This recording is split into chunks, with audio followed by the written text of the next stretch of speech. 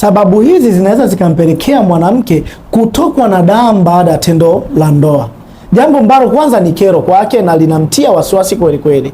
Sababu ya kwanza ni mwanamke kuwa na majeraha kwenye shingo ya kizazi. Sababu ya pili ni huyu mwanamke kuwa na mashambulizi kwenye uke wake pamoja na kwenye via vyake vya uzazi. Ila mbaya zaidi, kama hii hali inaambatana na maumivu makali chini ya kitovu, huyu mwanamke anaweza akawa na tatizo la cervical cancer, yani saratani ya shingo ya kizazi.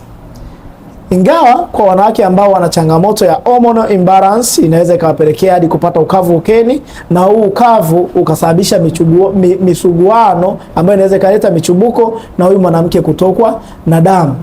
Mbaya zaidi, huyu mwanamke akiwa na changamoto ya fibroids au endometriosis anaweza kumbana na hali hii.